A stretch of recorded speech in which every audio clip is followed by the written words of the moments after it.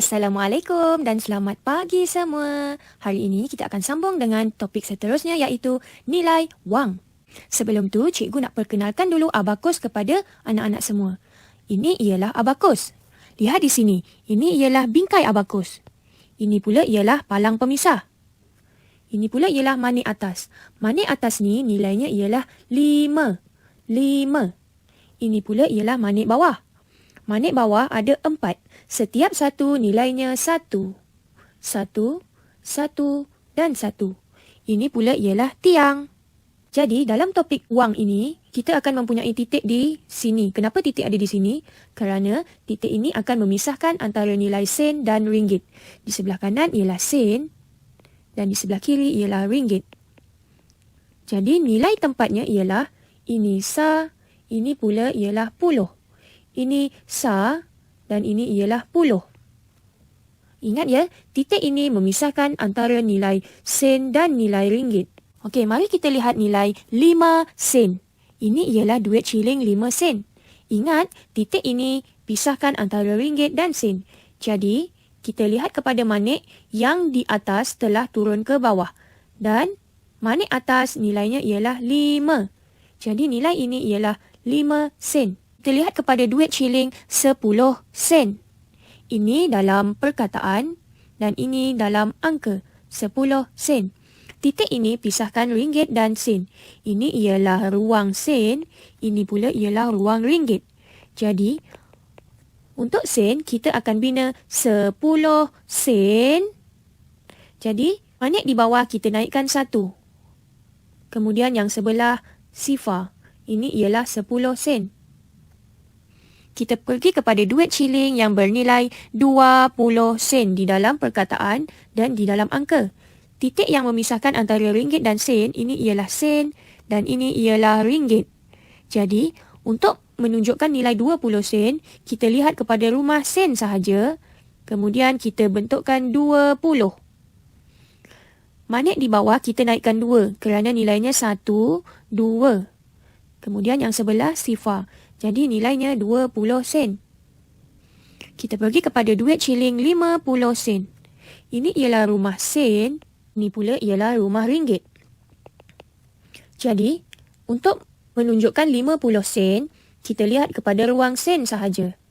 Kemudian, kita akan tunjukkan 50 sen. Ingat, manik di atas nilainya 5. Manik di bawah nilainya 1. Jadi, untuk menunjukkan 50 sen, di rumah puluh kita turunkan manik 5. Kemudian, di rumah sa, maniknya tiada. Menunjukkan 50 sen. Cuba kita bilang 5 tambah 5, 10 sen. 20 sen tambah 10 sen, 30 sen. Sekarang kita nak bilang nilai duit shilling di bawah.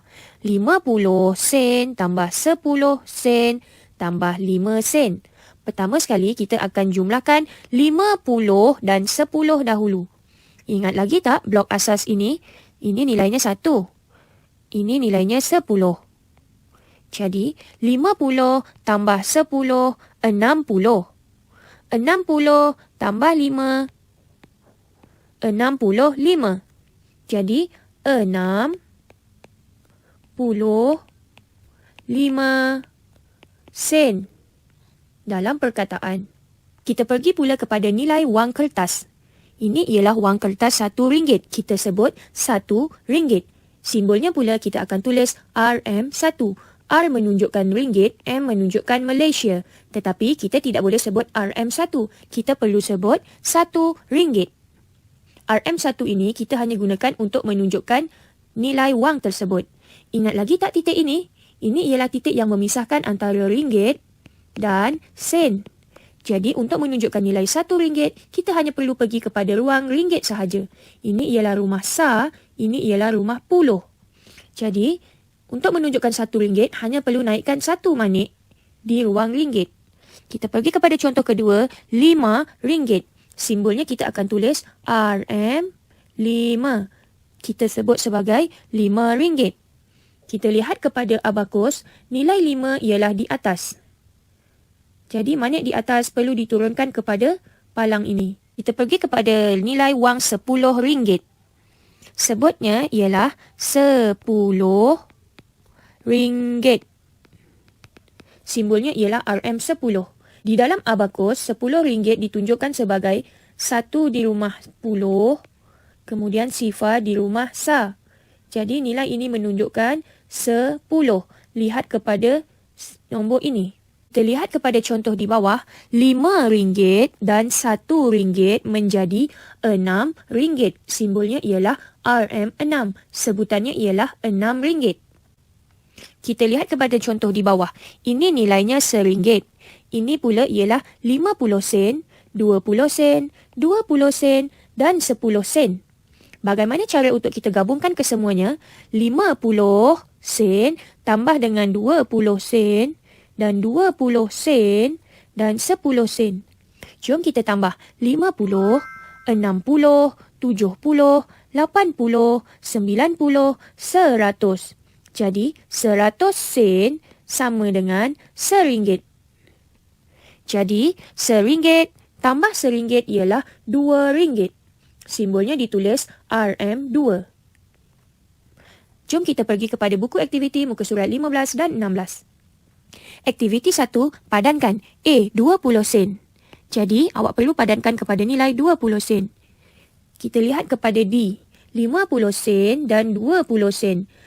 50 sen dan 20 sen. Jadi, selepas 50 sen, 60 sen, 70 sen. Untuk B dan C, cikgu nak anak-anak cuba di rumah. Kita lihat kepada nombor 2, tulis nilai wang berikut. A, 5 sen. Tulis dalam perkataan dan angka. Lihat kepada contoh E, 20 sen dan 20 sen.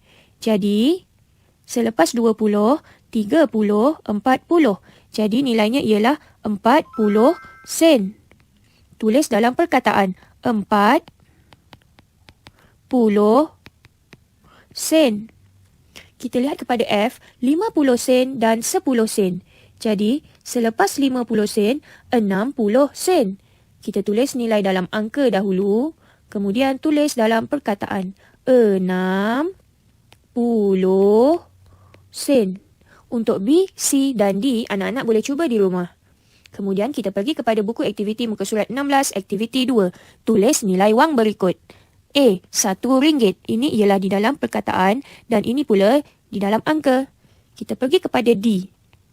RM1 dan RM1. 1 tambah 1 ialah 2. Jadi nilainya ialah RM2. RM2. Simbolnya kita tulis RM2. Untuk E, nilainya ialah RM5 dan RM5. 5 tambah 5 ialah, pandai, jawapannya 10. Jadi, nilai wang ini ialah RM10. Kemudian kita tulis dalam simbol RM10. Kita pergi kepada F, RM5, RM1, RM1. Jadi 5 tambah 1 tambah 1 ialah RM7. Kita tulis dalam perkataan RM7. Kemudian tulis dalam angka RM7. Ingat, ini hanyalah simbol. Kita perlu sebut RM7. Kita pergi kepada soalan kedua, tulis nilai wang yang diwakili abakus. Ini ialah titik pemisah antara sen dan ringgit. Ini ialah rumah sa dan puluh untuk sen. Dan ini pula ialah rumah sa dan puluh untuk ringgit. Soalan A telah diberi contoh. Bagaimana kita ingin menyelesaikannya? Yang pertama, kita hanya akan melihat nilai yang melekat di palang. Ini ialah palangnya. Oleh itu, nilai yang tidak melekat di palang, kita hanya perlu pangkah sahaja.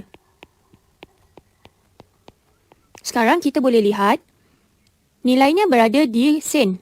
Jadi, atas nilainya 5 dan bawah nilainya 1. Jadi, nilai yang berada di atas ialah 5.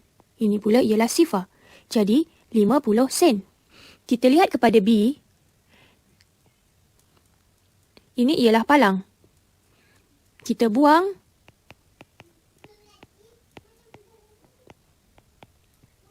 Jadi nilai yang terkena palang berada di ruang ringgit.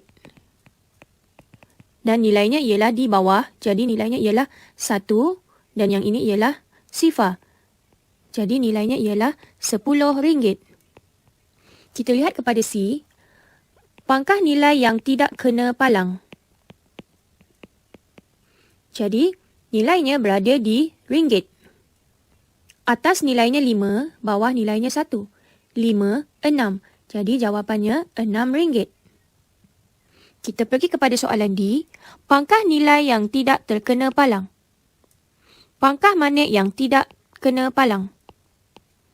Jadi sekarang kita lihat nilainya berada di rumah sen.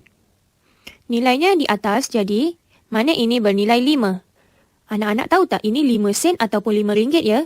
Betul, ini ialah 5 sen.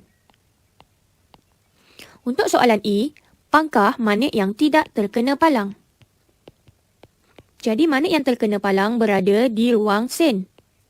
Nilai di atas ialah 5, nilai di bawah adalah 1, 1, 1, 1. Jadi kita bilang 5, 6, 7, 8, 9. Ini ialah 9. Manakala sebelahnya ialah sifar. Jadi nilainya ialah 90 sen. Kita pergi kepada soalan F. Pangkah mana yang tidak terkena palang? Mana yang terkena palang berada di ruang ringgit. Jadi nilainya atas 5, bawah 6, 7, 8. Jadi nilainya ialah RM8. Itu saja untuk hari ini. Selamat maju jaya. Bye.